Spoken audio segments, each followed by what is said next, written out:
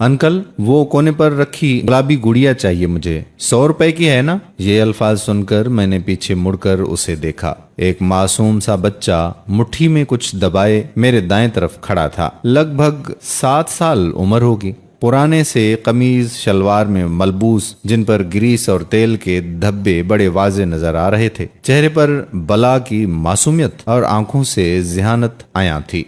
देख नहीं रहा तू, गाहक खड़े हैं और ये गुड़िया अब महंगी हो गई है। 150 रुपए तू निकाल, वरना चल दफा हो जाए यहाँ से। सुबह सुबह नहुसत फैला रहा है दुकान में। सेल्समैन ने टेढ़ा मुंह बनाकर जवाब दिया। बच्चे का चेहरा ही मुरझा गया। ऐसा लगा जैसे उसे शॉक लग गया हो। वो बोझल कदमों से पीछे की तरफ सरकने लगा। जी मैडम, और क्या दे दूं बेबी की सालगिरह के लिए? ये बार्बी डॉल जरा देखिए, सिर्फ 2000 की है। इससे अच्छी पूरे मार्केट में नहीं मिलेगी। सेल्समैन मुझसे मुखातिब था, लेकिन मेरी नजरें उस बच्चे पर जैसे टिक सी गई थीं। उसके रुखसारों पर खामोशी से बहते 2 आंसू की लकीरों ने मुझे जकड़ सा लिया था। अच्छा चलो, ये बार्बी डॉल भी पे कर दो और बिल बना दो, मैं सेल्समैन को कहती हुई मुड़ी और कोने में खड़े बच्चे की तरफ बढ़ गई। क्या नाम है तुम्हारा बेटा? बीबी जी यासीन, मोहल्ले वाले सनी कहकर बुलाते हैं। तुम रो क्यों रहे हो? गुड़िया से तो लड़कियां खेलती हैं। चलो मैं तुम्हें बेट बाल दिला देती हूँ। शाबाश, अब ये आंसू पूंछ लो। मेरा ये जुमला सुनकर उसने लम्हा भर को सर उठाया और फिर फर्श पर नजरें जमा दी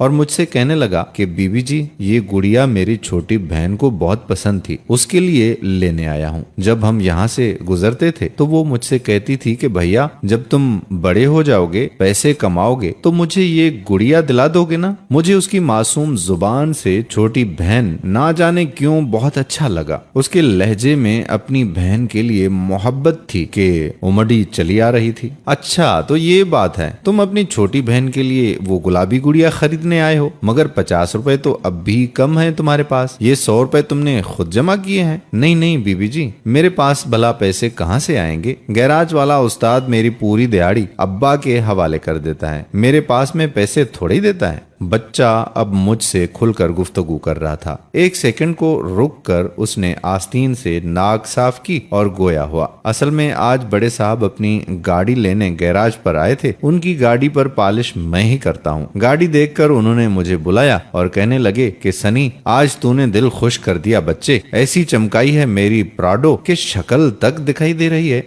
भाई वाह, ये लो 100 रुपए तेरा इनाम। और सुन, उस्ताद को नहीं बताना, वरना तेरी दिहाड़ी के साथ ये बख्शिश भी तेरे नशई बाप के हवाले कर देगा। आज साहब का मूड शायद बहुत अच्छा था और मैंने भी चुपचाप नोट जेब में डाल लिया। मुझे उसके कपड़े देखकर अंदाजा हो गया था, पर ना जाने उसकी जुबानी सुनकर दुख हुआ कि कितना अच्छा छोटा सा बच्चा स्कूल जाने के बजाय गैराज पर काम करता है। पर बीबी जी, अभी पिछले हफ्ते ही इस गुड़िया के दाम पूछ कर गया था। दुकान वाले अंकल ने 100 रुपए बताए थे, पर आज कहते हैं 150 रुपए निकालो। आपने भी सुना था ना बीबी जी, 150 ही बोला था ना अंकल? शायद उसने मुझसे सवाल किया था। हाँ बेटा, उस गुड़िया के दाम अंकल ने 150 ही बताए थे। मैंने उसकी बात की तस्दीक कर दी। ओह, तो अब मेरी समझ में आया। तो तुम 50 रुपए के लिए रो रहे हो। चलो आंसू पूछ लो और ये लो 50 रुपए। मैंने पर्स में हाथ डाला और 50 का नोट उसके हाथ में थमा दिया। मैंने भी 50 रुपए देकर अपनी दानिस्त में हातिम ताई की कब्र पर लात मार दी थी। अच्छा ये तो बताओ, तुम्हारी छोटी बहन है कहाँ और वो क्यों नहीं आई अपनी गुड़िया लेने? मैंने तजस्सुस के मारे फौरन ही अगला सवाल दाग दिया। वो कैसे आ सकती है? वो तो अल्लाह के पास रहने चली गई है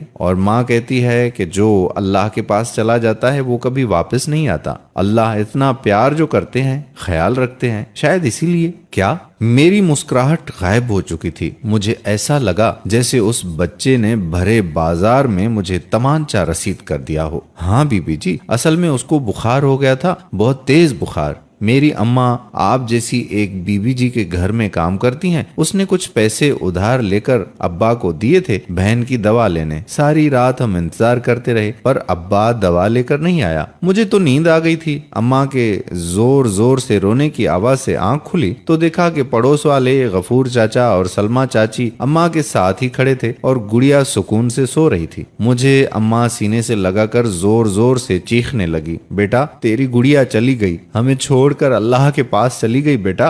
गफूर चाचा भी बहुत गुस्से में थे, कह रहे थे कि आने दे, आज तेरे बाप को, उस कमीने को घर में घुसने नहीं दूंगा। मासूम बच्ची को अपने नशे की भेंट चढ़ा दिया।